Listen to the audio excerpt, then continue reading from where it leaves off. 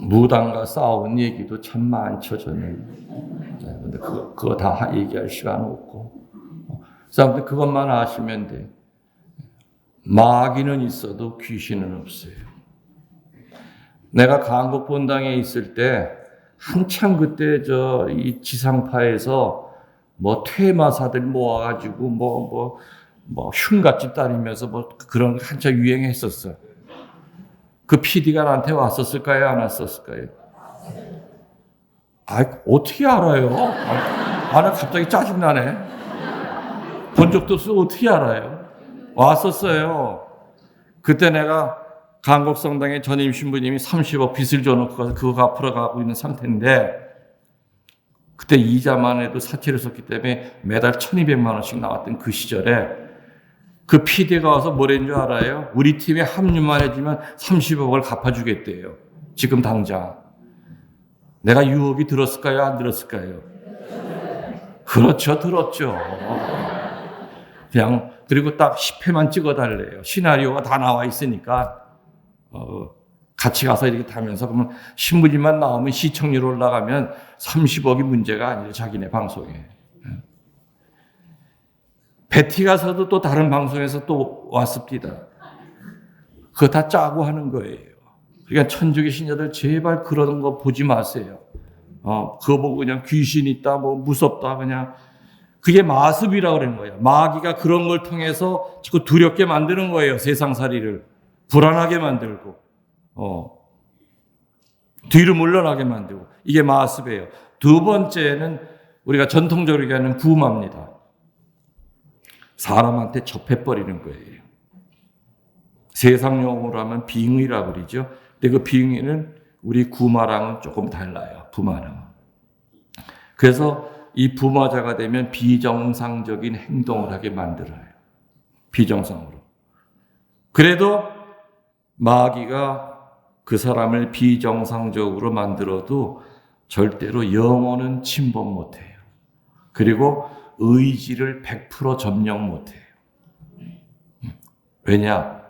빛이 들어오면 물러나기 때문에 100% 점령이 되면 빛이 들어와도 물러나질 않아야 돼요. 그렇지만 강한 빛이 들어가면 부마자에게 물러나거든. 그걸로 봐서는 100% 장악을 못한다는 얘기죠. 비정상적인 행동이라고 하는 건 이래서 이겁니다. 제가 진천본당에 근무할 때 대전교구 어느 신부님이 전화가 왔어요. 자기네 주일학교 아이가 있는데 6개월 동안 아무것도 안 먹는데요. 그리고 뼈랑 가죽밖에 안 남아가지고 주사를 링거를 놔도 주사가 들어가질 않는데요. 그리고 하는 행동이 너무 무섭대요. 그래서 청년들 몇 사람 이렇게 해가지고 신부님한테 보낼 테니까 좀 봐달래요. 오라고 그랬어요. 그 아이가 왔는지 벌써 저는 사제관에서 벌써 느낌이 옵니다. 성당에서 별의별 소리가 다 나요. 그래서 수단을 입고 영대를 걸치고, 그리고 저는 이제 성수통을 들고서는 들어갔더니 그 아이를 성당 그 복도 한가운데 이렇게 눕혀놓고 장정들 넷이서 팔다리를 누르고 있어요. 근데 얼마나 힘센지 그 장정들 몸뚱아리가 올라갔다 내려갔다 해요. 땀을 뻘뻘 흘려, 장정들이. 아이는 보니까 정말 뼈다구밖에 없어. 6개월 동안 아무것도 안 먹어요. 사는 게 신기할 정도로. 내가 가니까 그냥 완전히 별소리를 다 하죠. 완전 굵은 남자 목소리로. 그래서 이제 구마 예식을 시작했어요. 이 마귀도 보면은 종류가 많고 등급이 달라요. 아주 센 마귀도 있고 약한 마귀도 있어요. 한참 하다가 청년 하나가 그 아이의 팔을 놓쳤어요. 이 아이가 팔이 자유로워지니까 대뜸 내가 멱살을 잡힌 거예요. 멱살을 잡고 벌떡 일어나면서 다른 청년들이 다 나가 떨어졌어요. 그리고 나를 딱 잡더니 내 허리춤을 잡더니 내가 옛날에 목사 허리춤 잡듯이 내가 마귀한테 잡힌 거예요. 딱 잡더니 나를 공깃들 들어올려요. 20몇 킬로밖에 안 되는 애가 90킬로 넘는 나를 가뿐히 들어올려. 나는 뭐 저항할 시간도 없었어요. 그리고 대뜸 앞으로 내 던졌는데 다행히 거기 제대가 나무 제대라 내가 뇌진탕 안 걸린 거예요. 여기 돌 제대인가? 돌 제대 같으면 아마 머리통 맞고서는 아마 이게 깨졌을 거예요. 꽝 하고 거의 한 3m 이상을 내가 날아간 것 같아요. 꽝 하면서 정신이 잠깐 나갑디다. 정신 들고 난 다음에 보니까는 내가 날라온 거예요. 제대 쪽으로. 그 아이 나를 보고서 웃고 있어요. 근데 아픈 건 둘째 치고 쪽팔린 거야. 아이고, 요만한 아이가 나를 들어서 내던졌으니 내가 유도 몇 단이라고요? 아니, 어떻게 방어할 시간도 없이 그냥 순식간에 날라와가지고, 그래서 청년을 다시 잡으라고 그랬죠. 잡는데도 한 30분 걸렸어, 그 아이. 성당마다 거의 날라다녀, 그냥. 제 의자 위로 막 날라다녀.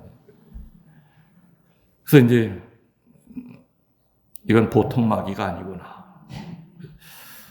결국에는 3일을 했어요. 3일 만에 마지막 전 단계가 뭐냐면은 마귀가 자기 이름을 대면 이제 거의 끝나가는 거예요. 근데 절대로 마귀는 자기 이름을 안 대요. 너 이름 뭐냐? 아니면 나 명자, 영신, 나랑 새길래 오만 소리 다 하죠. 이제 나중에는 이제 자기 이제 이름이 나오면서 히브리어, 히라버 이런 것들이 그 아이 입에서 쏟아져 나와요. 근데 그 내용을 들으면은 뭐냐 해석하면은 여기가 내가 살고 싶은 집인데 나 내쫓지 마라 그 뜻이에요. 여기가 내 집이래. 나를 내쫓지 말라 그래요. 나가라 그러죠. 당장 나가라 그러죠. 결국에는 나가. 이름 되면 이미 90%는 내가 이긴 거예요. 내 이름을 듣기까지가 힘든 거예요. 마귀 이름을. 어떤 거는 또 성경에도 보면 대군대 이렇게 얘기 나오지 않습니까? 그죠? 이름이 군대예요, 마귀. 그러니까 얼마나 마귀들이 많이 달라붙어 있었던 겁니까? 다 마귀들이 이름이 있어요. 그래서 부모에게 돌려보낸 적이 있어요. 이렇게 비정상적인 행동을 하게 돼요. 이 마귀가 이렇게 습격이 지나쳐서 이게 부마의 상태가 돼버리면은 그런 일이 벌어진다는 거죠. 그래서 행복의 울타리에서 살려면은 지금 현대는 어느 때보다도 마귀가 더 판을 쳐요. 그리고 절대로 마귀 장난이 아닌 것처럼 여기면서 가정을 파괴하고 영혼들을 하나씩 파괴시켜요. 그리고 그 마귀의 힘은 교회 안에까지 들어와서 교회를 분열시키고 사제와 신자 사이를 이간질시켜요.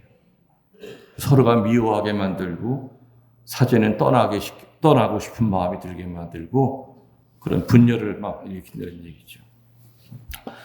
세 번째로 행복의 울타리의 그 세 번째 기둥은 뭐냐? 진리 안에서 살 때 우리들은 행복해져요. 뭐 안에서요? 진리는 크게 나눠서 두 가지입니다. 첫 번째는 수학적인 진리, 다른 말로 과학적인 진리가 있고요. 그 다음에 두 번째로는 윤리적이고 종교적이고 도덕적인 진리가 있어요. 과학적이고 수학적인 진리는 그 진리를 가르치는 사람이 가르치는 내용과 자기 사는 모습이 조금 달라도 도를 안 맞아요. 어느 학원에 수학 선생이 있는데 수학을 기가 막히게 가르쳐. 수학이 깡통이라도 그 사람한테만 가면 수학 도사가 돼. 근데 이게 카사노바야. 아주 여자가 수십 명이야. 그래도 수학만 잘 가르쳐주면 돼. 그죠? 거기 사람들 몰려요. 그러니까 윤리적인 어떤 판단 잣대를 안 돼요. 도덕적인 과학적인 진리를 가리키는 사람들한테 한해서는. 그러나 나나 여러분들 크리스찬들 여러분보다는 사제가 더 다르겠죠. 사제나 수도자나 아무튼 세상을 향하여 참다운 진리를 가르쳐야 되는, 다시 말하면 도덕적이고 종교적이고 윤리적인 진리를 가르쳐야 되는 우리들의 삶이 가리키는 내용과 본인이 사는 모습이 다르면 돌이 날라와요. 맞죠? 저 신부님은 강론할 때마다 겸손하면서 아우 얼마나 교만 떠는지 몰라. 저 신부는 입만 열면 청빈하게 산다고 하면서 얼마나 부자인지 몰라. 누가 그런 소리를 듣고 존경을 하겠냐 이거죠. 베드로전서 2장 12절에 그런 말이 나옵니다. 이방인들 앞에서 행실을 단정히 해라 하는 말이 나와요. 어디 나온다고요? 이방인들 앞에서 행실을 단정히 해라. 이방인은 성서적인 표현으로 세례받지 않은 사람들은 다 이방인이라고 불러요. 우리 여기 두 번째 자매 하얀 옷 입고 있는데 결혼하셨습니까? 남편이 있으시죠? 남편도 신자입니까? 그러면 본인은 세례받은 지 얼마나 됐어요? 5년. 5월 달에 받았어요? 아주 싱싱하네. 아직 세례 약발은 아직 좀 나와야 돼. 5월 달 받았는데 오늘 이제 5월 달에 받고 김웅렬 신부 피정을 이렇게 하니까 참 굉장히 럭키하네. 그죠? 그러면 또 그렇게 스카프를 이렇게 가을 여인처럼 하고 계신 자매님은 남편 세례 받으셨어요? 돌아가셨어요? 그렇구나. 외짝교 손 들어보세요. 외짝교. 거긴 또 자매님이 신자가 아니세요? 본인은 신자인데, 아주 희귀한 예입니다. 대개가 여자들은 세례받는 남편이 세례 안 받는 경우가 많은데, 자매님들 가운데 외짝교. 그래. 여기 제가 가까운데. 남편은 세례 아직 안 받으셨고요. 본인은 세례 받은 지 얼마나 됐어요? 78년 많이 묵으셨네. 근데 78년도에 받았으면 거의 50년이 넘은 건데, 그죠? 남편 세례 못 시켜요? 매일 기도는 하고 있는데 안 되네요. 기도가 아니었나 보지, 그게. 여기 있잖아. 이방인들 앞에서 행실을 단정히 하는데 행실이 단정치 않으신가 봐. 그러니까는 감동을 못 받지. 내 얘기가 아니라 베드로 사도가 그 얘기를 하셨어요. 20몇년밖에 안 됐어요. 네? 결혼한 지 20몇 년 됐는데요. 저희 신랑이 볼 겁니다. 제가 그 기도를 많이 하기 때문에. 그래. 나올 거라고 믿어요. 어떤 사람은요, 성당에 나가고 싶어도 마누라 때문에 못 나간대요. 와이프가 성당에서 오만 일은 다 해. 그런데 자기 시댁 쪽에 하는 걸 보면 너무 차갑고 너무 못됐대요. 자기 친엄마한테 하는 거 보면. 그래서 성당에 나가고 싶다가도 이 여자 하는 이 꼬라지만 보면은 천주교 천자도 듣기가 싫대요. 며느리가 시집 오면서 천주교 신자가 됐어요. 그래서 바로 냉담을 했어. 1년 만에. 누구 때문에 냉담했을까요? 시어머니 때문에. 시어머니가 본당 성모 회장이야. 근데 하나밖에 없는 며느리한테 정말 모질게 한다. 나가고 싶다가도 시어머니 하는 거 보면 성당 나가면 저렇게 될까봐, 자기도 옮을까봐 나가기 싫대요. 도덕적이고 종교적이고 윤리적인 진리를 제대로 우리가 행동으로 보이지 못할 때는 우리들 자신이 바로 스캔달이 돼요. 라틴어로 스캔달룸이라고 하는 말 뜻은 걸려 넘어지다라는 의미예요. 성당 나가고 싶은 며느리가 시어머니 때문에 걸려 넘어져요. 성당 다니고 싶은 남편이 아내 때문에 걸려 넘어져요. 스캔달하면 우리 무슨 연예인들 사이에 그런 얘기만 떠오르지만은 스캔달이라는 말 뜻이 넘어지게 하는 거예요.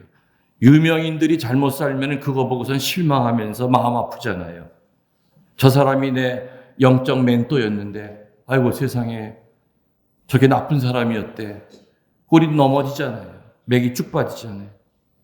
이방인들 앞에서 행실을 단정해라. 자, 그러면 진리 안에서 산다는 그 말 뜻은 뭐냐? 첫 번째, 여러분들 머리 되게 좋으신가 봐요. 적는 사람이 하나도 없어. 이거 유튜브에 다시 나온다는 거 지금 믿고 그러시는 거죠? 아유, 참.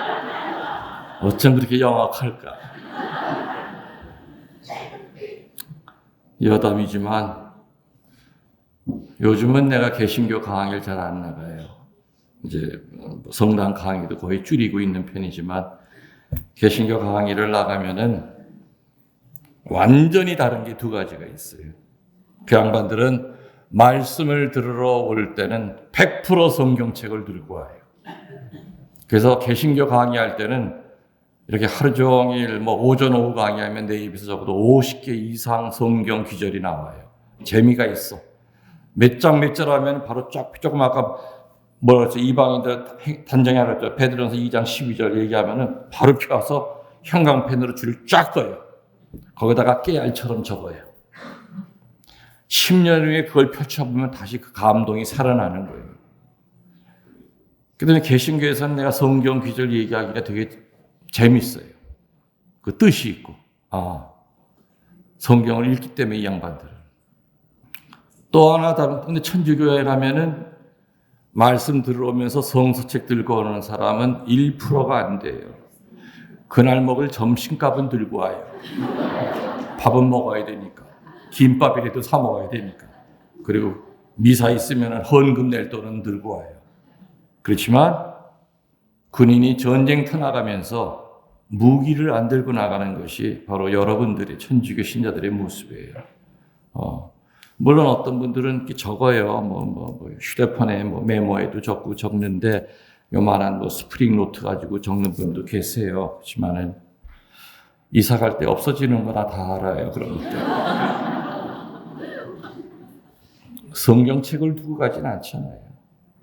성경책은 걸레가 돼야 돼요. 내 책상에는 걸레처럼 너덜너덜한 성경책이 있어요. 내 신학교 들어갈 때 우리 아버지가 나한테 준 선물이고 난 그걸 가지고 신학 공부를 해. 거기다 깨알처럼 적어놨어. 한 장 한 장 넘기기가 저거 좀 미안할 정도로 걸레처럼 됐어요. 근데 죽을 때 관 속에 가져갈 거예요. 다른 건 내가 다 교우들에게 나눠줘도 그건 내가 내 품에 안고 갈 거예요. 적어도 죽을 때 자기 관 속에 놓고 갈 성서책은 하나 있어야 됩니다. 새로 사가지고 새 성서책을 놓고 가려는 그 의미가 아니에요. 내 손때가 묻고 내가 그거 읽으면서 내 눈물을 흘리고 회개하고 치유받고 강의 들을 때마다 깨알처럼 적어놓은 그 걸레처럼 너덜너덜한 성서책, 어떤 보물보다 더 귀한 그 보물책 같은 성경책이 있어야죠. 누구나 하나씩. 관 속에 그걸 안고 가야죠. 지금도 안 늦었어요, 여러분들. 성서책은 먼지 쌓아놓으라고 이렇게 진열해 놓는 게 아니에요. 여름에 목침 대신 비고 자라는 게 아니에요. 목침 높이는 딱 좋아요, 걔가. 높지도 않고 낮지도 않고. 진리 안에서 그럼 사한다는 뜻은 뭐냐? 첫 번째, 진리를 전해야 돼요. 오늘이 전교주일이죠? 진리를 전해야 돼요.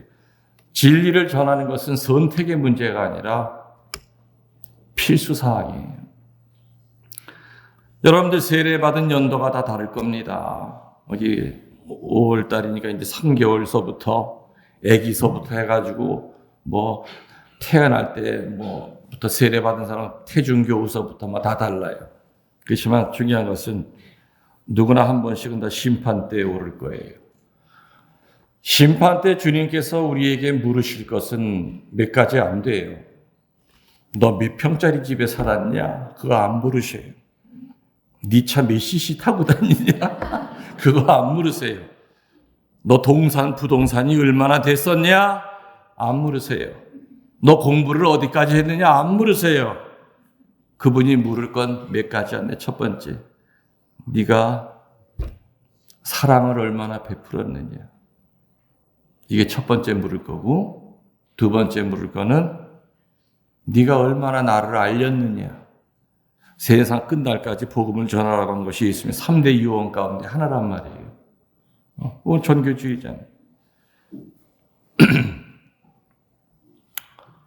내가 어느 본당 신부할 때 예비자 첫날이에요. 예비자 첫날에 보면 신상 카드 쓰죠. 입교 동기 그런 거 나오죠. 자매는 뭐라고 썼어요? 입교 동기. 응? 주변 지인들의 권유로 그렇게 썼겠지. 그리고 또 이제 한 70%가 마음의 평화를 얻기 위해서라고 써요. 근데 내 신부 생활하면서 그런 입교 동기는 처음 봤어. 입교 동기에다 뭐라고 썼냐면 성질 나서. 성질이 나서 입교했대. 그래서 내가 그 다음 주일날 첫 번째 교리 끝나고 그 형제를 따로 불러가지고 차 한잔하면서 얘기 좀 하자고. 내 당신 같은 입교 동기는 내가 처음 봤는데 왜 성질이 나셨습니까? 그랬더니 얘기 듣고 보니까 그 말이 맞아. 성질이 날만해서 온 거야. 자기네 회사에 25년째 같이 근무하는 상사가 있대요. 그 양반 책상 자기 책상 여기 있대. 술도 수백 번 먹었대. 그리고 그 양반 책상에 가면 레지오 교본이 있대. 차에는 묵주도 매달려 있대. 본당에 직책도 많대. 근데 그렇게 수백 번을 술을 먹고 그래도 단 한 번도 성당 가자는 말을 한 적이 없대. 자기는 25년 동안 기다렸대요. 한 번만 가자고 그러면 못 이기는 척하면서 끌려가지고 용의가 25년 동안 언제든지 준비가 돼 있었대. 근데 25년 동안 한 번도 성당 가자는 얘기를 안 하더래. 아주 그놈 나쁜 놈이래 아주. 그래서 성질이 나서 이러다 내가 저놈 믿다가 내가 죽을 때까지 내가 천주교 신자 안 되겠다 싶어서 내가 내 발로 찾아왔습니다. 신부님 제 말이 틀렸어요 말았어요. 아이고 그 성질 남만도 하네. 여러분 주변에 보면 요즘 웃으셨지만은 여러분 주변에 그런 사람들 많아요. 여러분들이 조금만 신경 쓰고 하다못해 김응열 신부 유튜브 강론이라도 링크를 걸어가지고 한번 들어봐. 처음에는 안 듣겠지. 그냥 하나님이 하신 일이기 때문에 언젠간 들어. 듣다 보면 아이고 나 성당에 나가고 싶은데 어떻게 나가. 여러 가지 방법으로 여러분들이 진리를 알릴 수 있는 방법이 많아요. 여러분이 조금만 친절하고 조금만 하느님스러운 모습을 보여줘도 얼마든지 입교할 사람들이 너무나 많거든. 그래서 진리 안에서 산다는 뜻은 진리를 전해야 되는 것이 첫 번째 단추고, 두 번째는 진리가 아닌 쪽에 눈길조차 줘서는 안 돼요. 뭐라고요? 그렇죠. 진리가 아닌 쪽에 눈길조차 줘서는 안 된다. 이 세상은 거짓이 판을 칩니다. 오류가 진리인 양 위장하면서 세상을 병들게 하고 있죠. 특별히 요즘 이제 신영성 운동 들어보셨습니까? 뉴에이지 운동, 정신세계 운동, 기수련 운동, 이런 기타 등등 얼핏 보면은 자기 건강 위해서 좋은 운동처럼 보이지만은 기수련 운동 보면은 단계가 올라가면 절을 해야 돼요. 종교화로 바뀌어요. 그때까지는 위장을 해요. 정신세계 운동도 보면은 만민 사제다. 모든 사람이 사제다. 이렇게 강조해요. 이 정신세계 운동에 빠진 사람들은요, 성당 안 나와요. 계룡산에 가면 이 정신세계 운동 그 강당이 있어요. 거기 가면은 사람들이 벽에다 점 하나 찍어 놓고 그 앞에 쳐다보고 있어요. 거기 앉아 있는 사람 60%가 천주교 신자들이에요. 주일날 성당에 앉고 거기가 앉아 있는 거예요. 점을 계속 쳐다보면 어떻게 돼요? 눈이 사팔태기처럼 가운데를 몰려. 그래서 정신이 어지러워져. 그래서 홀리기 시작하면서 어떻게 하냐? 나오라고 해서 마이크를 줘. 그 다음에 어디 뭐 종교 있으세요? 천주교요. 그럼 천주교 욕하세요. 그럼 천주교 욕을 해요. 그 짓을 하다가 정신 차려서 온 신자들이 많아. 그것 때문에 고백성사 보는 신자들이 꽤 많아요. 이 신영성 운동, 겉으로 보면 그럴듯해요. 뉴에이지도 보면은 그렇다죠. 그렇지만 그 뉴에이지는 뭡니까? 범신론이에요. 바위도 신이고, 나무잎도 신이고, 흘러가는 시냇물도 신이에요. 그건 카톨릭 교리랑 전혀 달라요. 뉴에이지 운동은. 뉴에이지 쪽이 많죠. 음악도 있고 되게 많죠. 그러면 카톨릭 쪽이랑 교리랑은 전혀 상관이 없어요. 제가 한평생 신자들을 가리키면서 제일 많이 했던 얘기가 뭐냐? 따라하세요. 혼란스러울 때는 전통으로 돌아가라. 기억나시죠? 네. 내가 사는 그 월정리 사제관 내려가면은 나무에다가도 혼란스러울 때는 전통으로 돌아가라. 지금은 환난의 시대예요. 말세예요. 이 시대에 우리들이 쓸 수 있는 방법은 전통으로 돌아가야 돼요. 카톨릭도 지금 이게 카톨릭인지 뭔지 구분이 안 돼요. 우리 교회 안에도 물질주의가 들어오고 실용주의가 들어오고 편리주의가 들어와요. 오늘 여기 와가지고 여기 본당 신부님이 장계틀을 다시 새로 다 했대. 아이고 얼마나 이쁘든지. 이쁘든지. 요즘 신자들 미사 때 미사 수건 안 써요.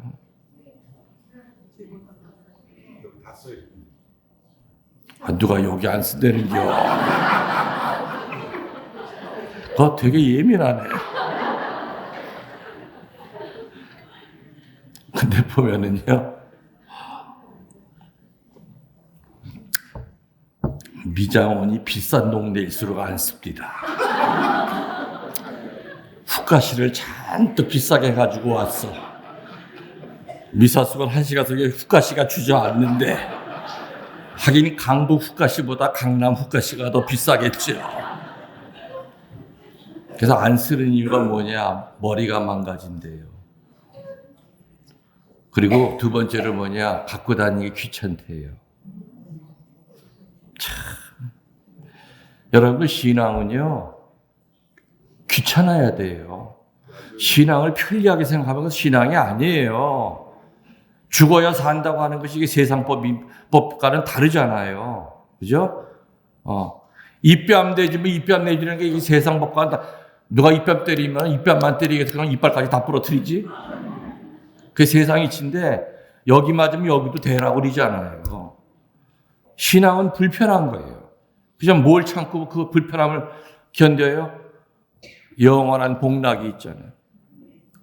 하느님이 주시는 선물이 있잖아요.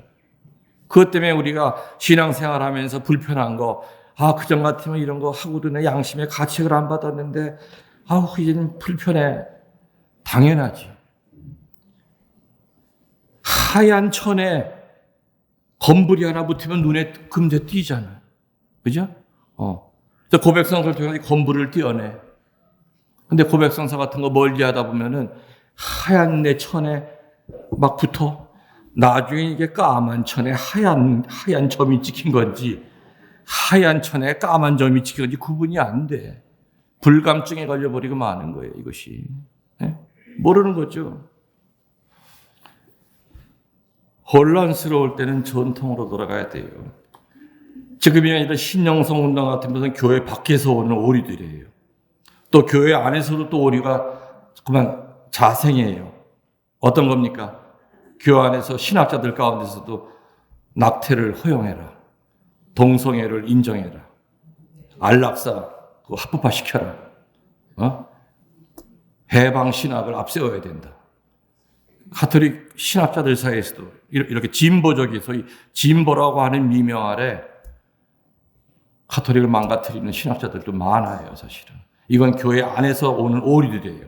교회 밖에서는 아까 얘기한 대로 신영성운동, 정신세계운동 이런 것들이 걷잡을수 우리 교우들을 빼나가고 있지만은 우리 안에서 일어나고 우린 여기에 분명히 강력하게 대응을 해야 된다는 얘기죠. 그래서 진리가 아닌 쪽은 쳐다보질 말아라. 누가 어디 가자 그래도 가지 마세요. 거기 가서 뭐 하면 건강이 좋아진다더라. 쫓아다니지 마세요. 아셨어요? 네. 나중에 헤어나오질 못한다 이거예요. 세 번째로 진리 안에 산다는 뜻은 뭐냐? 내 안에 거짓 법을 죽이고 하느님의 법으로 채워야 된다는 거죠. 사람 생김새 다르듯이 전부 다 보면은 가지고 있는 잣대가 다 달라. 기준이 다 다르다 이거예요. 개와 고양이가 근본적으로는 한 공간에 같이 못 있어요. 그죠? 서로가 칵칵거리고. 그거는 언어 체계가 달라서 그래요. 그리고 표현하는 게 달라요. 개는 좋으면 꼬리를 흔들죠. 고양이는 기분이 나쁘면 꼬리를 세게 흔들어요. 경고하는 거예요. 내 근처 오지 마. 왔다간 맞아. 오지 마.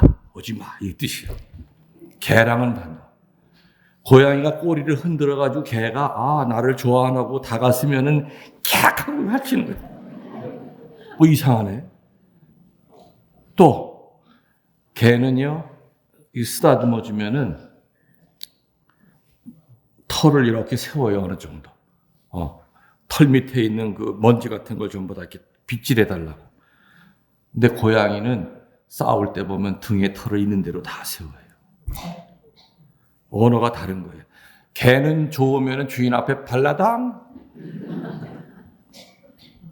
이렇게 하죠. 근데 고양이는 자기보다 큰 짐승과 싸울 때는 둘러누워서 이렇게 덤벼요. 탁 하고. 고양이가 이렇게 둘러누워 있길래 나를 좋아하는가 보다 하고서는 개가 다가섰다가는 죽는 거야. 자, 이런 개의 마음, 고양이 마음이 인간들한테 있어요. 남편은 개의 마음인데 부인은 고양이 마음이야. 시어머니는 고양이 마음인데 며느리는 개의 마음이야. 시어머니가 며느리한테 잔소리하는데 그것은 며느리가 가능한 한 시행착오를 덜 겪게 하려고 좋은 마음으로 하는 거예요. 근데 며느리는 그렇게 안 받아들여. 지겨워. 사사건건 간섭이야. 뭐 내가 애야 하면서 대화 끝. 남편은 오래간만에 결혼기념일날 장미꽃송이 20개를 딱 사가지고 남자가 화원에 가서 장미 사는 거 쉽지 않아요, 여러분들. 정말 그거 베드로 안드레아 사봤어요? 결혼기념일날 샀다는 거예요? 딱 한 번. 딱 한 번. 나 테레사한테 물으면 바로 뽀록 나. 딱 한 번. 하여튼 어떤 형제가 결혼기념 20주년이에요. 아내가 좋아하는 장미 20개를 딱 사가지고 이쁘게 포장을 해서 엘리베이터 탈 때도 누가 탈까봐 부끄러워가지고 이렇게 숨겨있고, 그래서 이제 아내가 얼마나 좋아할까 하고서 이제 초인종을 딱 넣으면서 서프라이즈 하고 딱 줬더니 뭐야, 이 인간이 이게 값이 얼만데 이게 자기 돈으로 주지 이게 그냥 이게 왜 안 하던 짓거리라고 앉아서 이게 소리 냅다 지르는 거야. 대화 끝. 결국에는 우리들 안에 있는 개와 고양이 그 다른 마음을 성령의 불로 녹여서 예수님의 마음으로 바꿔야 돼요. 예수님의 법으로 바꿔야 돼요. 예수님의 법은 사랑과 온유잖아요. 용서잖아요. 그래서 진리 안에 산다는 뜻은 바로 그 세 가지 의미, 진리를 전해야 되고, 두 번째는 진리가 아닌 쪽은 아무리 달아도 쳐다봐서는 안 돼.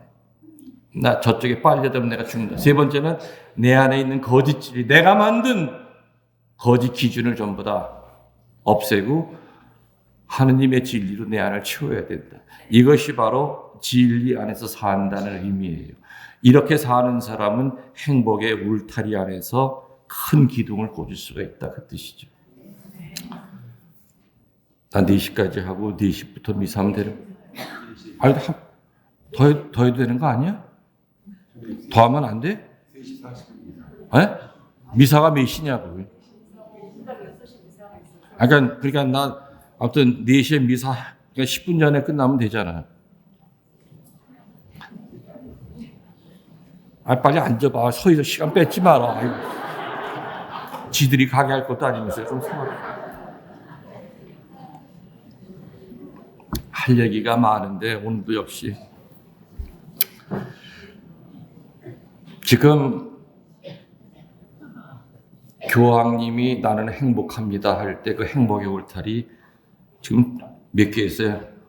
성모님 안에서 살 때, 마귀로부터 자유로워질 때, 세 번째 진리 안에서 살 때 3가지 기둥 박았어요. 4번째는 뭐냐? 봉사하면서 살 때 행복해요.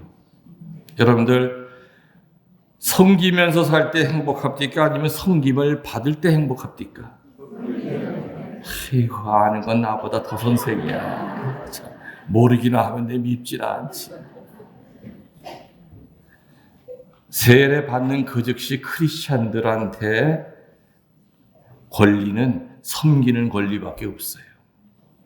봉사하는 권리밖에 없어요. 섬김을 받는 권리는 세례 받는 그날로부터 사라진 거예요. 섬기고 봉사하는 권리. 저는 그래서 강의할 때 크리스찬의 영성을 아주 쉽게 3가지로 풀이하죠. 기억하시죠? 뭐예요? 바보의 영성, 걸레의 영성, 연탄불의 영성. 이 시간에 그거 다 그것만 해도 1시간이에요. 3가지 영성. 특별히 교회 간부들은 늘 겸손해서 섬기는 사람이 되어야 됩니다. 그 자리가 당연히 내가 마땅히 있을만 하기 때문에 내가 그 감투를 쓰고 있다. 천만에 거기라도 안 갖다 놓으면 개판으로 살 것을 아시기 때문에 그 자리에 앉혀놓는 거예요. 본당 총회장 자리가 유세 떠는 자리가 아니에요. 본당의 간부 자리가 폼 잡는 자리가 아니에요. 걸레처럼 신자들 닦아줘야 되고 연탄불처럼 밑으로 내려가야 되고 바보가 돼서 예수님 큰 바보이듯이 우리 작은 바보처럼 요즘은 성당에서 바보 보기가 힘들어. 어쩌면 다 하나같이 예수님보다 다 똑똑해. 응? 바보들이 많이 모여있는 성당은요, 성당 들어올 때부터 따뜻해. 공기가 달라. 근데 똑똑한 인간들만 드글드글대는 성당은 성당이 추워. 100억짜리 성당을 지어놔도 그 추운 이유가 뭔가 봤더니 패거리들이 많아. 오만 패거리들이. 2000년 전에만 바올로파, 아폴로파, 예수파가 있는 것이 아니라 한국 카톨릭의 제일 큰 문제는 파들이 많아. 그 파들이 모여서 교회를 위해 걱정하고 신부님을 위해 기도하는 모임이 얼마나 좋겠습니까마는 거의 그냥 친목 위주로 나가요. 그리고 누구 뒷담 맞히고 건당 신부 씻고 수녀 씻고 그러니까는 오만 파들, 회장파, 부회장파, 뭐 총회장파, 고영민 안드레아 파서부터 해가지고 나중에는 파를 내겹게 양파, 쪽파, 대파가 아무튼 천주교에 다 모였단 말이야. 응? 진리지?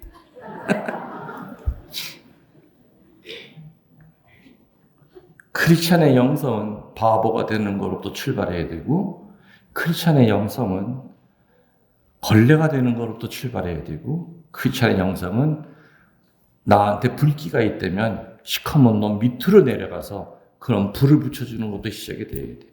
내려가는 것이 꼭 같다고 안 내려가면은 시커먼 놈 위로 올라가 앉으면은 불기가 있는 놈마저 꺼져요. 어떻게 돼요? 꺼져요.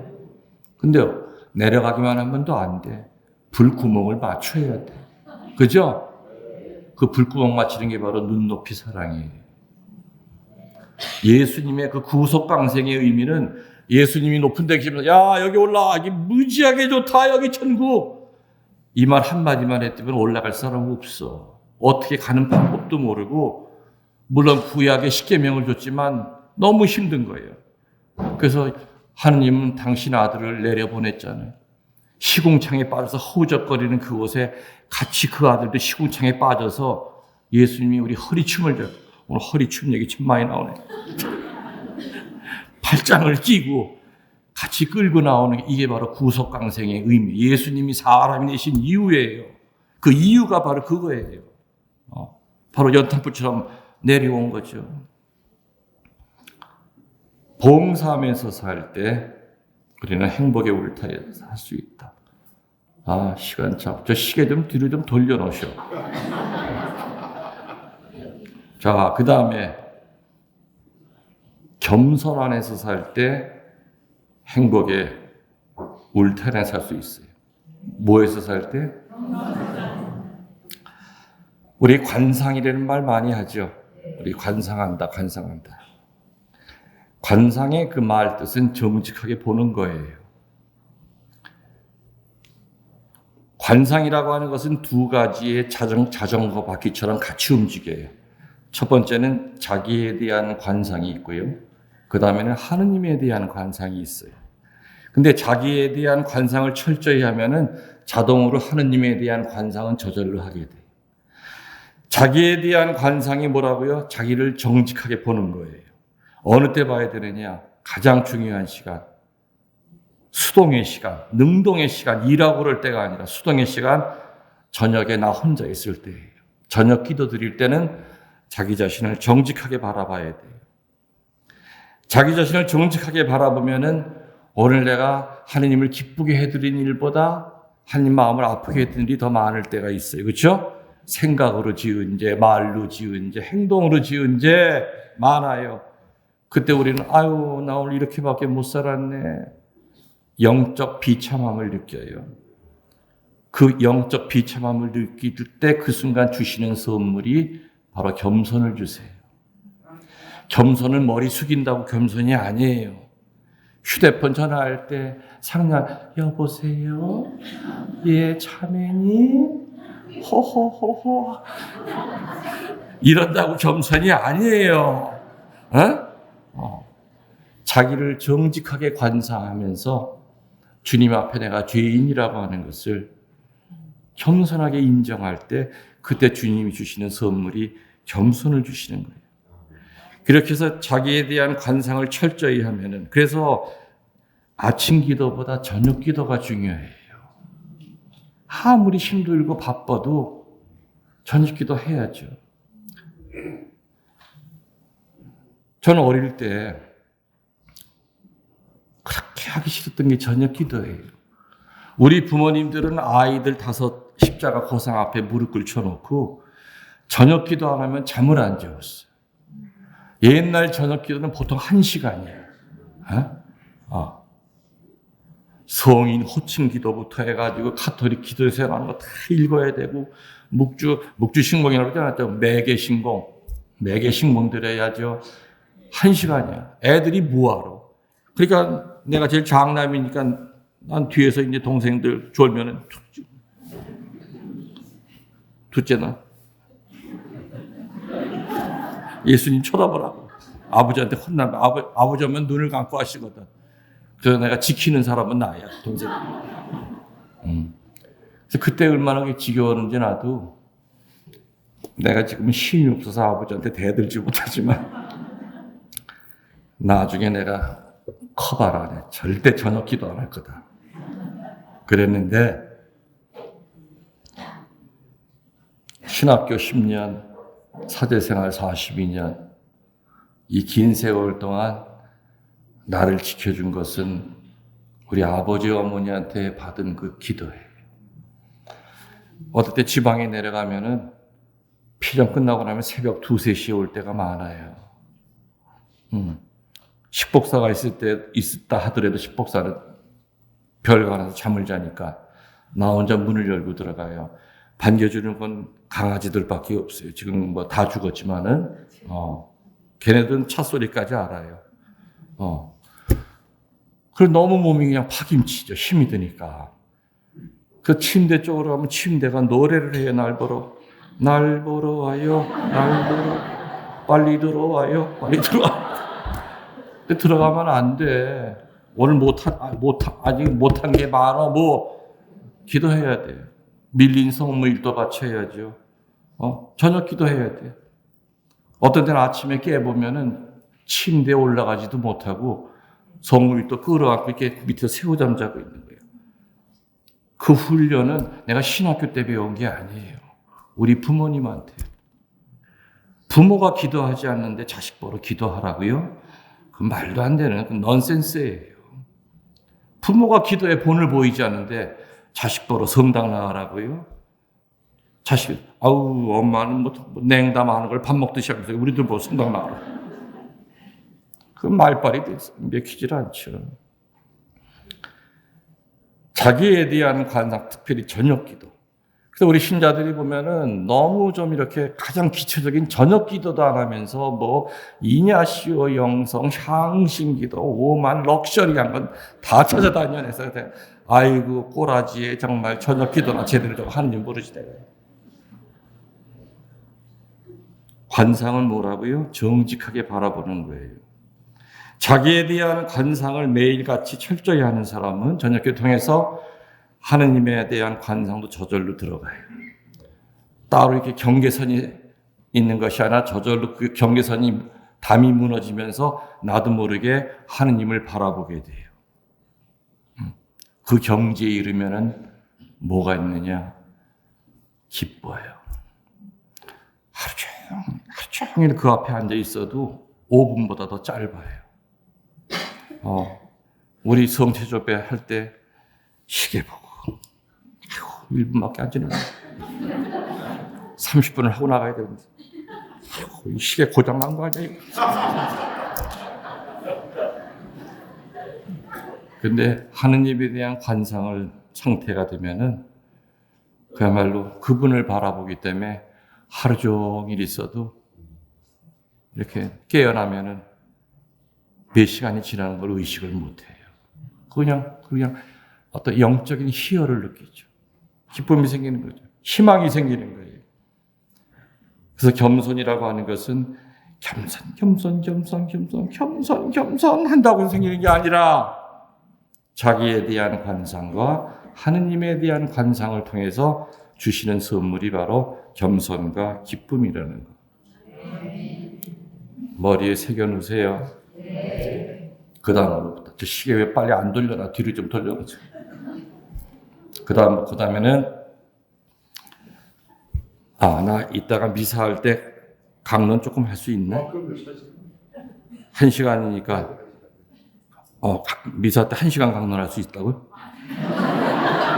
지금 1시간이라고 했잖아요. 전체를 1시간 할 수 있다고? 그 다음에 3분 남았네.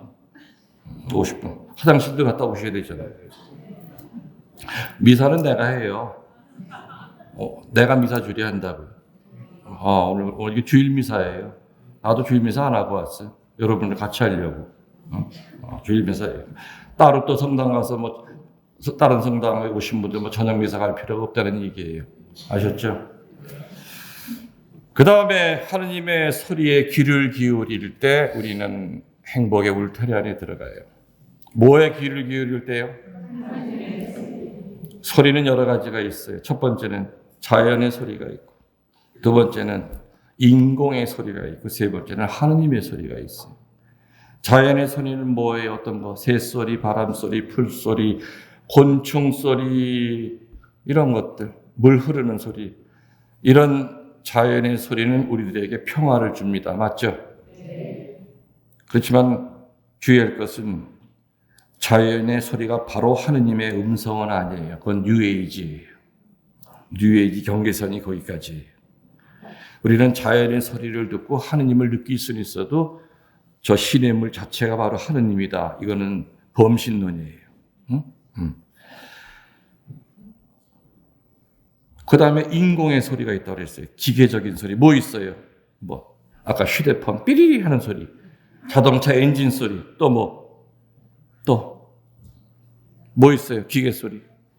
비행기 날아다니는 소리. 그렇죠? 또 뭐, 싸울 때 고함 소리. 사람의 입에서 나오지만은 기계 소리보다 더 시끄럽고, 그죠? 짜증나죠? 뭐, 그리고 또, 비행기 뜨는 소리, 뭐, 디지털 오디오 소리. 진공관 오디오랑은 조금 다를 거예요. 디지털은, 기계 소리예요. 그래서 이러한 인공 소리, 기계 소리는 평화를 주는 것이 아니라 피곤을 줘요. 두려움을 줘요. 자, 그럼 이건 어디에 속할까요? 방귀는 자연의 소리에 속할까요? 인공의 소리에 속할까요? 여러분들 방구 소리 들으면 평화를 느끼세요? 하긴 낀 사람은 지가 평화를 느끼겠죠. 옆에 있는 사람은 전혀 평화롭지 않아요. 자연의 소리의 특징은 반드시 평화를 느껴야 돼요. 그게 자기가 끼니까 자기는 평화로울 거야. 근데 옆에 사람은 거의 화생방경보 수준에 들어가는 거고. 어느 은퇴 신부님이 연세가 80이 넘었지만은 가까운 성당에 미사 한 대를 맡아서 하셨대요. 근데 미사 하시다가 이제 연세가 많아서 이 관략근이 약해져가지고 자기도 모르게 조금 방구를 끼는 거야. 그래서 예수님 성체를 이렇게 들어 올릴 때 복사들이 무릎 꿇고 있잖아요. 신부님도 모르게 방구가 픽 하고. 방구도 종류가 많죠. 소리 안 나는 방구는 거의 그 무서운 방구예요.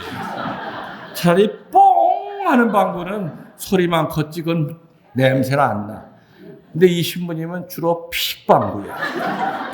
성체 들어 올리다가 특히 이제 성작이 무거우니까 이제 연세가 많아서 힘을 주다가 삥 하고 나왔어. 복사 애들이 이렇게 옆에 있다가 처음에는 제이 속에 방구가 머물다가 제이 밑으로 이렇게 새어나오면서 복사들 코에 쏙 들어갔어. 그냥 복사들이 그냥 뭐 뒤로 넘어갔죠, 이제. 아니, 조금 있다 보니까는 제대 위에 뭐가 땅 떨어져 보니까는 못이야. 이 천장에서 못이 빠졌다. 아니야. 예수님이 코 막느라고. 이쪽 손에 있는 못이 빠진 거야. 이쪽 손에 있는 못이 코 막느라고 이렇게.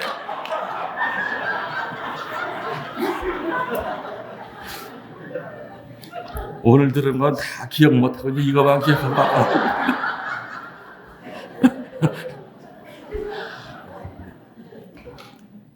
방구는 사람 몸에서 나오지만 내가 볼 때는 기계 소리예요.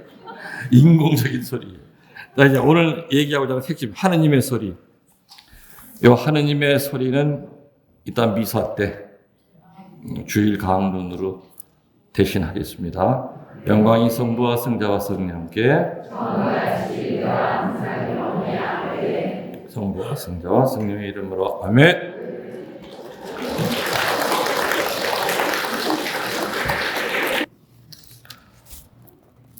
오늘 행복하십니까? 네.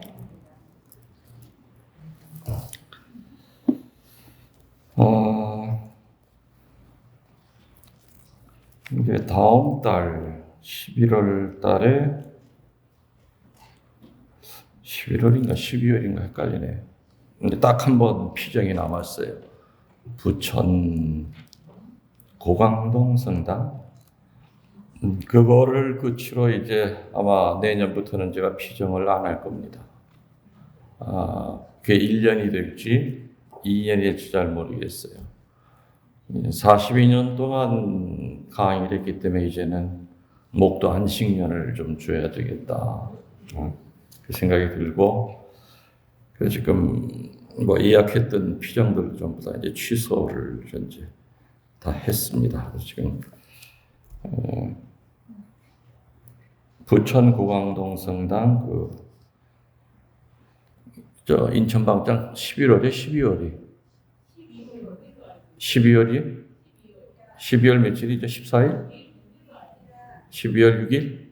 12월 6일 날 부천의 고강동 성당이 이제 고별 피정이 될 겁니다. 그래서 그때는 하루 피정인가요? 일일 피정에 오전 오후? 그래요? 오전 오후일 거야. 6일이 무슨 요일이에요? 금요일? 금요일. 뭐 카페에 들어오시면 전부 다 자세한 게 나와 있을 겁니다. 오늘 제목이 이제 행복의 울타리인데 30%도 오늘 다 얘기를 못 합니다. 나머지 부분은 아마 유튜브 들어가시면은 행복의 울타리를 치면 아마 나올 거라 생각이 되고, 또 미국 피정 메이플우드 거기 피정 3일 동안 했을 때 거기도 아마 행복의 울타리가 좀 있지 않을까. 아니면은 제주도 동강성당 3일 피정에도 행복의 울타리 오늘 못 들으실 부분들이 남아 있을 거라고 생각이 되고, 특별히 동강성당은 3일째 피정 끝나고 나서 1시간 동안 내가 치유 기도를 해드리는 게 있습니다.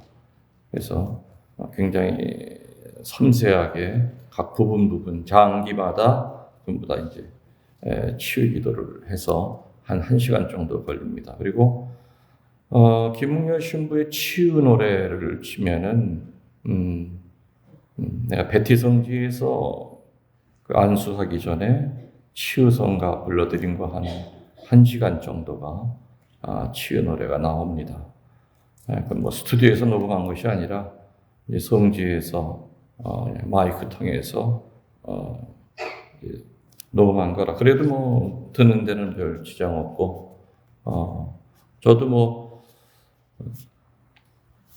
사제관에 있으면서 그 노래를 틀어놓습니다. 설거지할 때도 그 노래 듣기 참 좋고, 밥할 때도 좋고, 들으시면서 저도 어떤 때는 내 노래지만은 들으면서 어떤 치유를 저도 느낄 때가 있습니다.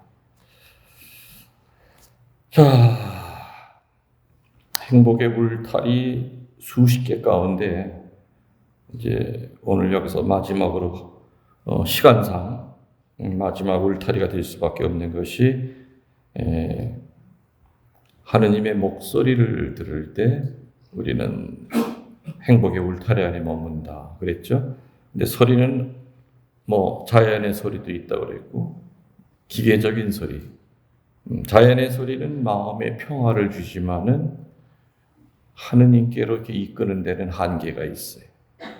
그리고 기계 소리는 오히려 기도하다가도 그냥 뭐 밖에 자동차 크락션 소리 이런 거 들으면은 막 짜증이 나죠. 오히려 두려움과 피곤을 줍니다. 이제 하나 남았어요. 무슨 소리? 하느님의 소리. 다른 말로 목자의 소리라고 해도 되겠죠. 오늘 사제가 이곳에서 예수님의 입을 대신해서 여러분들에게, 또 여러분 본당 신부님들이 주일 강론할 때마다 사제들은 그 의식을 갖고 강론해야 됩니다. 오늘 내 입을 통해서 예수님이 말씀을 하신다 하면은 준비를 철저히 안 할 수가 없죠. 그리고 늘 주일 강론이든 평일 강론이든 마지막 강론을 하는 마음으로 이렇게 임해야 됩니다. 저는 42년 동안 수도 없이 많은 피정 지도를 했지만은 또 수도 없이 많은 거의 매일 미사를 드리니까 단 한 번도 내가 내일 미사를 또 드린다는 생각을 하고 드린 적은 없습니다. 늘 마지막 미사를 드린다는 마음으로 드렸고요. 피정 지도할 때마다 이것이 고별 피정이 될 수 있다는 마음으로 했기 때문에 다른 분심이 들 틈이 없는 겁니다. 우리들은 다 시한부 인생들인 거 아시죠?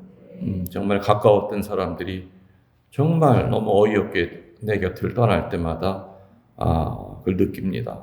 내 거라는 것은 아무것도 없구나. 그래서 우리 겸손해질 수가 있죠.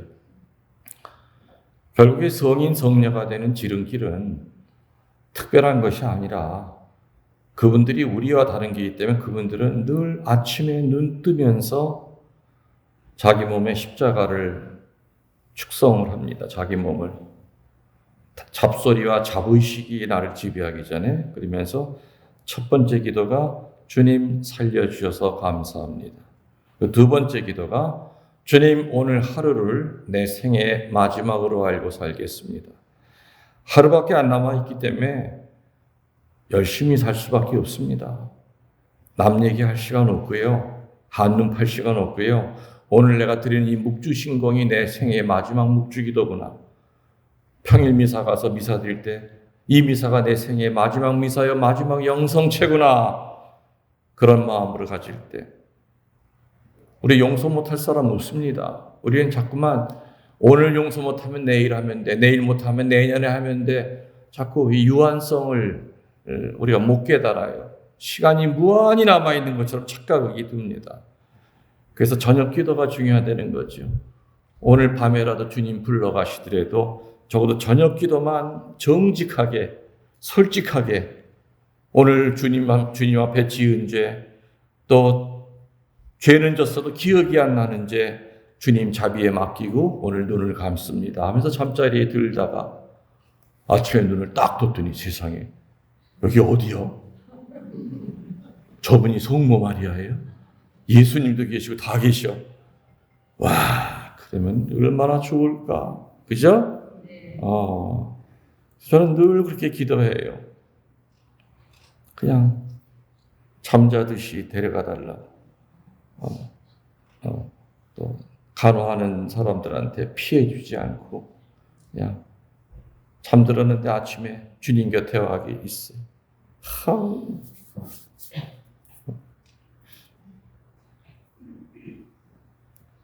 여러분들도 그렇게 기도하세요. 그리고 제가 꼭 지킬 거는 꼭 있어요. 저는 정말 오래 살고 싶지 않아요. 빨리 죽고 싶지도 않아요. 죽을 때까지만 살 거예요.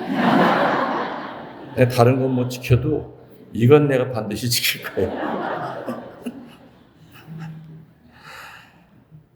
하느님의 소리를 들으려면 뭐가 필요하냐?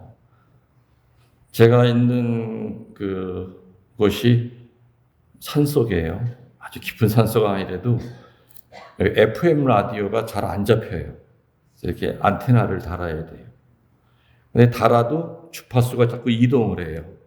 그래서 KBS FM을 주로 하루 종일 틀어놓는데 늘 깨끗하고 맑은 소리 들으려면은 뭘 맞춰야 돼요? 그렇죠. 주파수가 안 맞으면 아무리 좋은 라디오다 하더라도 그냥 잡음밖에 안 들리죠. 찌직거리고 아나운서의 그 좋은 목소리들이 안 들려요. 그럼 하느님과 우리 사이에 주파수가 있어요.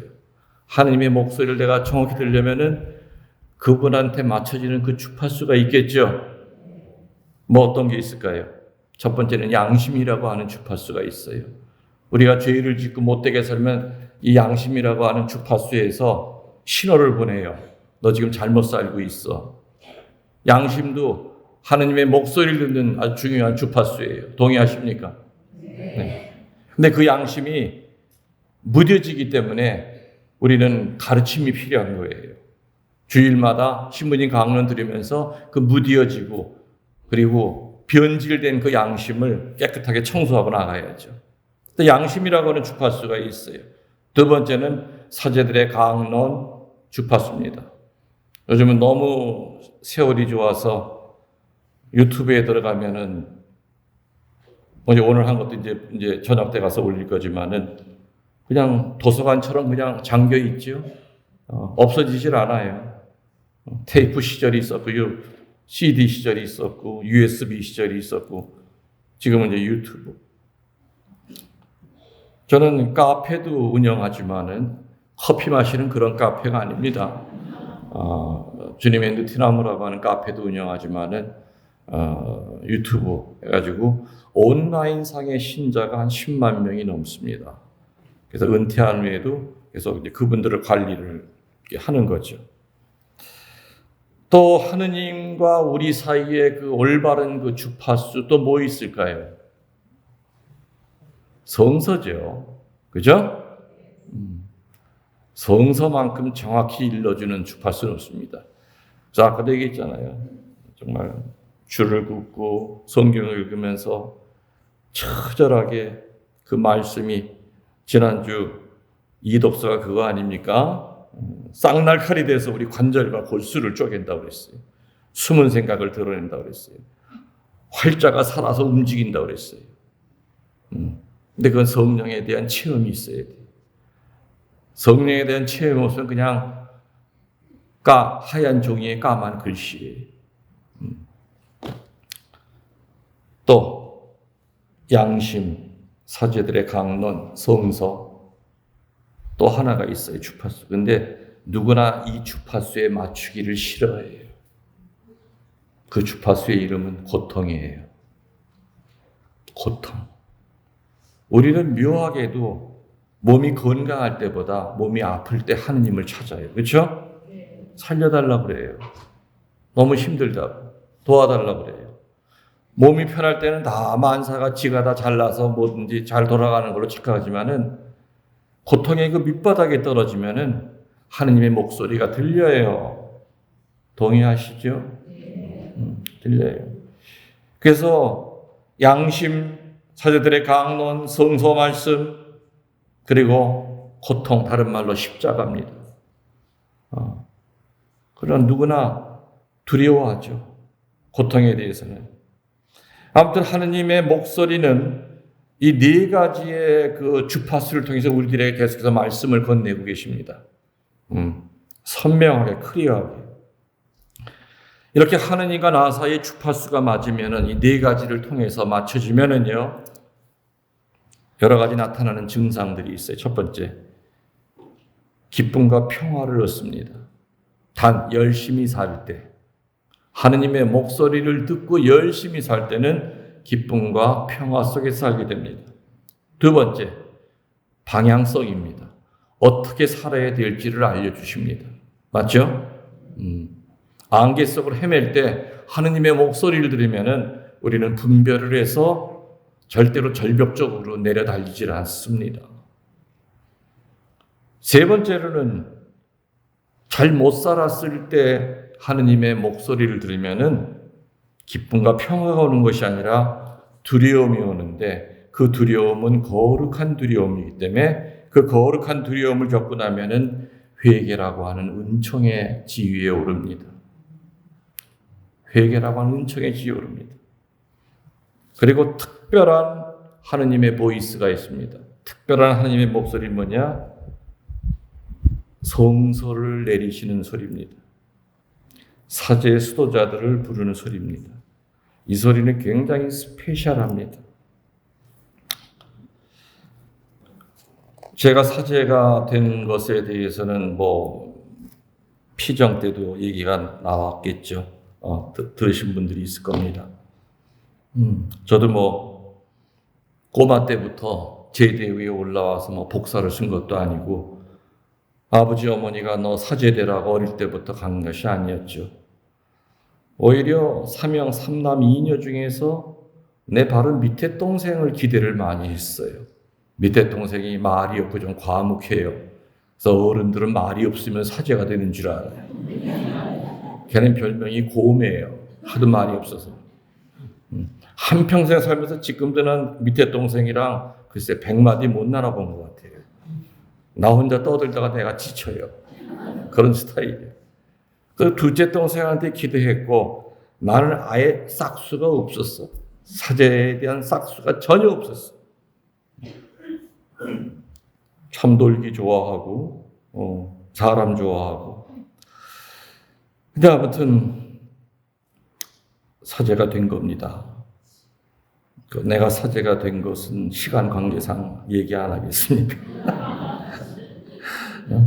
그렇지만 이제 다양한 그 성소에 대한 부르심의 소리가 있죠. 몇 가지를 제가 얘기해 드리면은 현재 부산교구에 어느 신부님이 성소를 받게 된 동기가 뭐냐? 꼬마 때 복사를 썼대요. 부활절 전날 부활 성야 미사 때 사제가 부활초를 들고 뒤에서 입장하죠. 그래서 제2실에다가 부활초를 이렇게 세워놨었는데 그 복사들이 까불다가 부활초를 잡아뜨린 거예요. 그 부활초가 두동강이가 난 거예요. 신부님이 이제 10분 후에 들어와서 그걸 들고 뒤에서부터 입장을 해야 되는데 그 침 발라서 그게 붙인다고 붙어요? 밥풀로도 안 붙잖아. 수녀님이 들어오니까 그냥 깜짝 놀란 거야. 이 자식들 말이야. 이거 어떡하지? 조금 더 신부님이 들어오시더래요. 본당에 들어와가지고 수녀님도 그냥 뭐 사색이 돼서 그냥 어쩔 줄 몰라 상황을 어떻게 해야 되나. 그러면서 이제 수녀님이 이제 혼내키니까 그 신부님이 내가 말을 지금 반대로 했어. 잘못했어. 수녀님이 이제 나중에 들어온 거예요. 신부님이 먼저 들어와서 복사아이가 막 그냥 그걸 뭐 붙이려고 하니까는 괜찮아 달래주고 있는데 수녀님이 들어와서 그 상황을 보고 막 누가 이렇게 한 거냐 그러니까는 그 신부님이 그 아이를 신부님 수단 뒤로 숨기더래요. 수녀님한테 수녀님 미안해요. 내가 넘어뜨렸다고.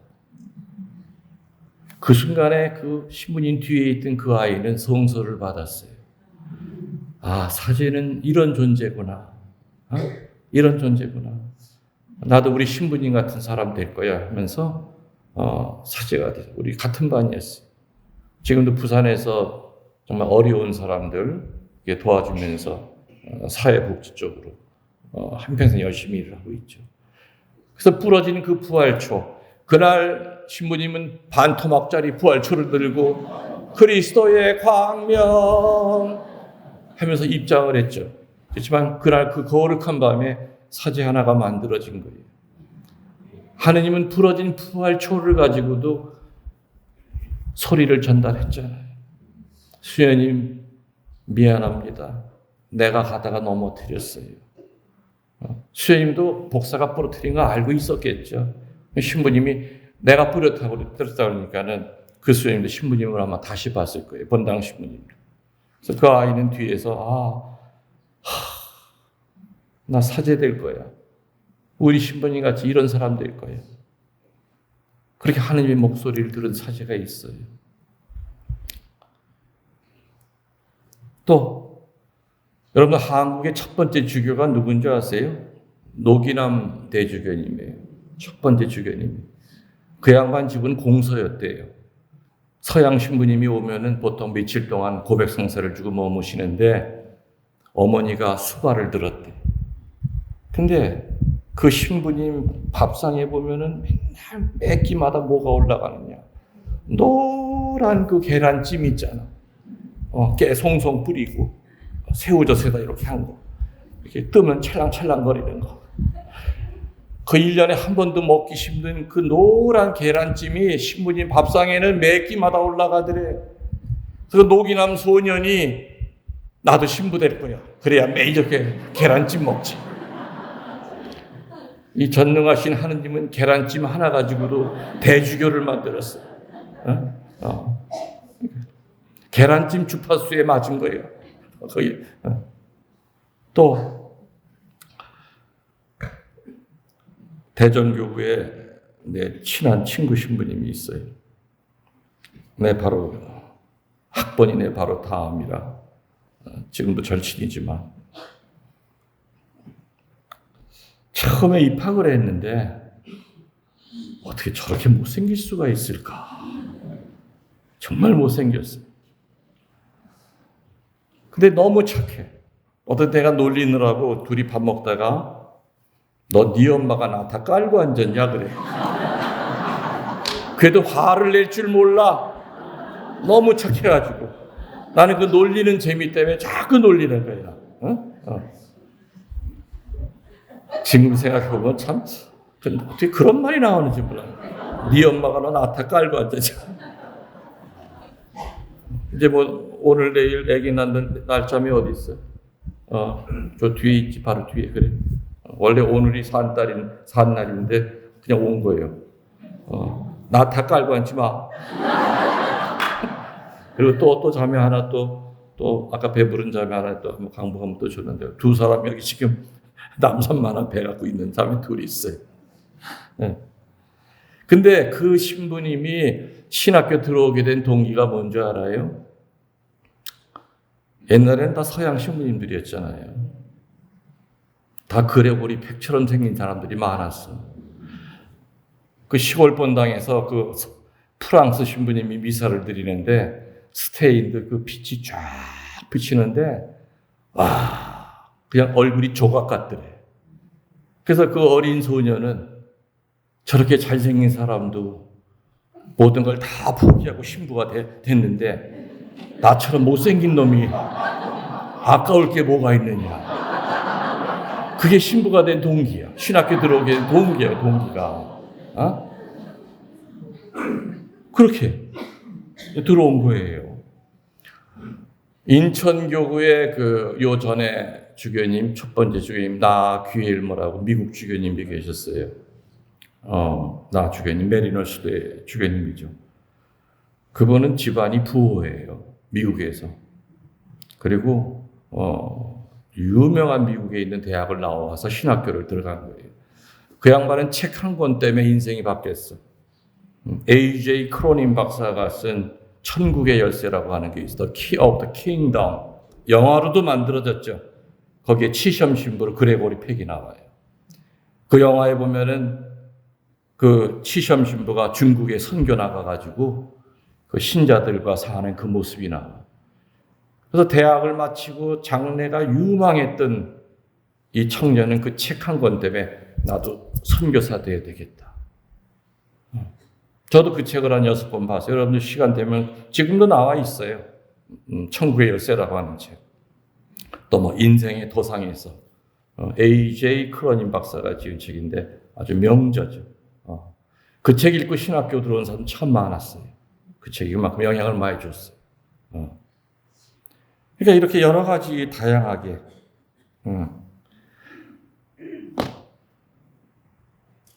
제가 군정신부 하면서 그때 당시에 폰이라고 아세요? 폰이 퉁각을 처음 샀어. 그때 처음 이렇게 라디오 틀면 안테나가 이렇게 쭉 올라오는 거예요. 그게 처음 나왔어. 그래서 신호 대기만 하면 그거 자랑하느라고 계속해서 이걸 틀어줘. 옆에 차한테 자랑하느라고 안테나 올렸다는 했거든. 그래서 그 차를 그냥 매일 뭐 사가지고 그냥 뭐 닦고 조이고 그냥 뭐 반짝반짝하고 살았죠. 근데 한밤중에 전화가 왔어요.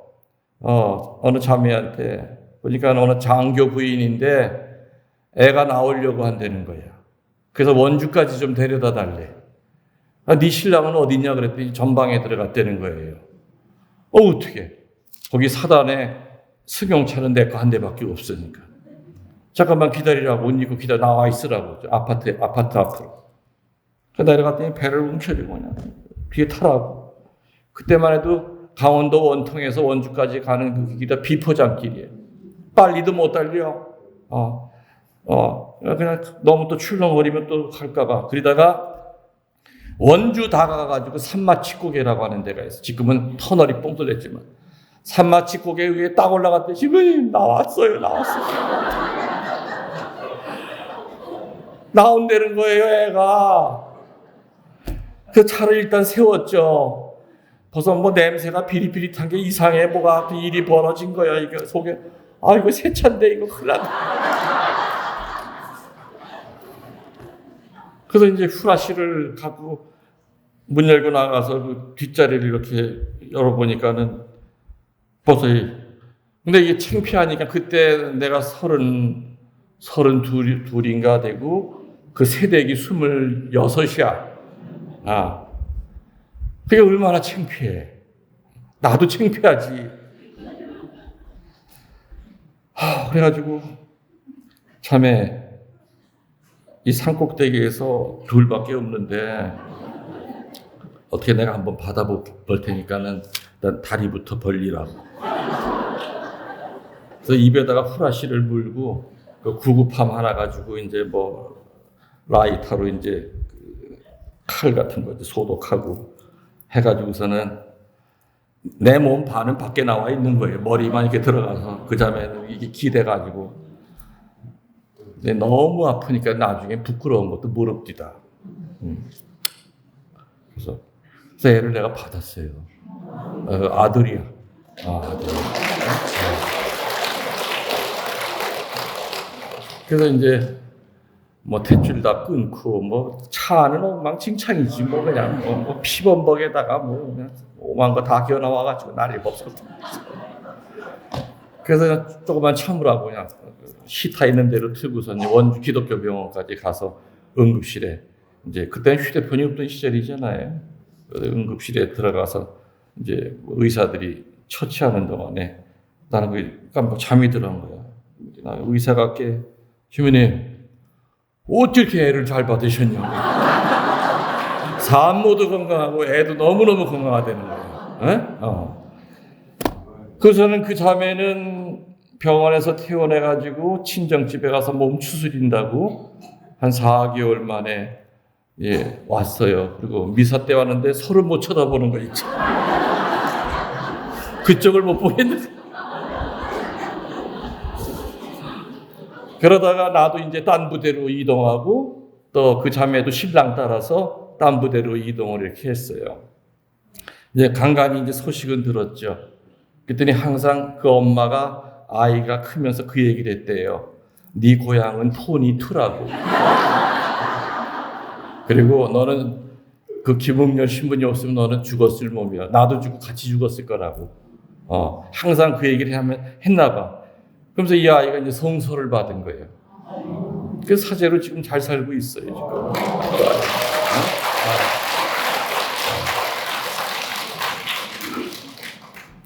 그러니까 혹시라도 뭐 이렇게 애를 낳고 싶으신 분들은 나를 불러요. 그냥 돈도 안 받고 저렴하게 내가 할 테니까. 아마 전 세계에서 애 받아본 신부는 나 하나밖에 없을 거다. 그 생각이 듭니다. 이렇게 참 다양하게 또 어떤 신부님들은 부모님들의 그 철저한 신앙 교육을 통해서 어릴 때부터 사제가 될 꿈을 키운 그런 사제들도 있죠. 그래서 하느님의 목소리는 이게 특별하게 다양하게 여러 가지 방법으로 특별한 성소를 이렇게 내리십니다. 자, 다 리마인드 합시다. 하느님과 우리 사이 주파수가 맞아야 돼요. 그래야 선명한 하느님의 목소리를 들을 수 있어요. 주파수가 4개예요. 첫 번째, 양심의 주파수를 잘 맞춰야 돼요. 자기 양심이 하는 소리를 무시하면 안 돼요. 두 번째, 사제의 강론. 그 강론을 통해서도 오염된 그 양심을 깨끗하게 닦아줄 수가 있어요. 세 번째는 성경. 성경 열심히 읽어야죠. 그리고 지식으로 만드는 것이 아니라 그 성경을 통해서 내가 열매를 맺어야 돼요. 마지막 4번째는 고통. 고통이라 하는 주파수가 제일 선명하게 들리는 것 같아요. 내 경우에도 그래요. 내 경우에도 나도 산전수전, 지상전, 공중전, 화생방전까지 겪으면서 한 신부지만은 항상 고통스러울 때가 보면은 하느님과 더 가까워졌던 것 같아요. 그 중에서도 특별히 사제와 수도자를 부를 때 목소리는 스페셜한 그 소리를 내요. 다양하게 내요.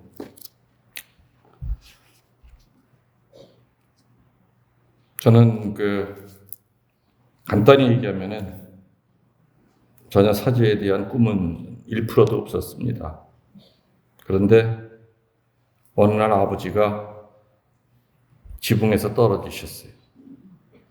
그래가지고 의학적으로는 심장도 멈추고 그리고 맥이 전혀 뛰질 않았죠. 저는 그때 이제 시체로 변한 아버지를 내 가슴에 끌어안고 하늘을 보면서 절규했어요. 하느님, 당신이 정말 이 때문에 우리 아버지 이렇게 허망하게 가서는 안 된다. 내 삶을 다 포기하고 내 사제가 될 터이니 우리 아버지 살려달라고 했어요. 지금 생각하면 성당 잘 나가기 때는 얘기도 있고 착한 사람 되기 때는 얘기도 있는데 한 번도 꿈도 꿔보지 못한 사제가 된다는 말이 내 입에서 나온 거예요. 아버지만 살려주면 사제 되겠다. 가던 길 다 내가 정지하고 15분 지났을까? 아버지의 맥이 약하게 뛰었어요. 그때는 이미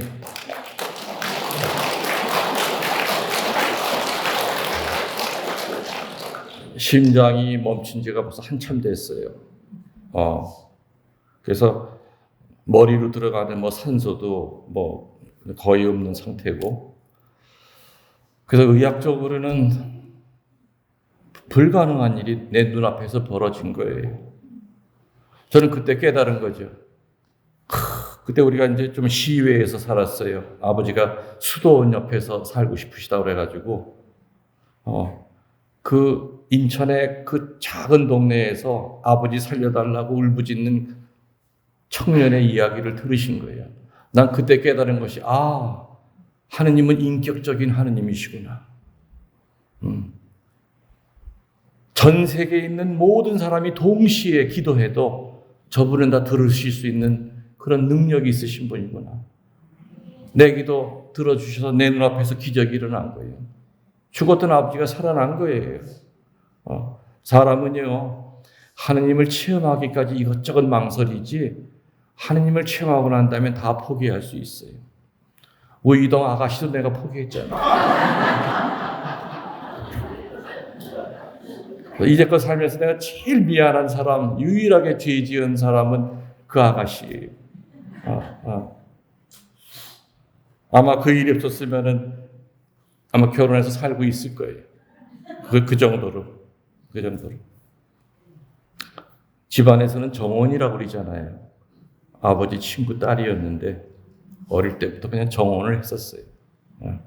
어릴 때부터 내 각시로 알고, 또 내가 신랑으로 알고, 그랬던 사이였죠.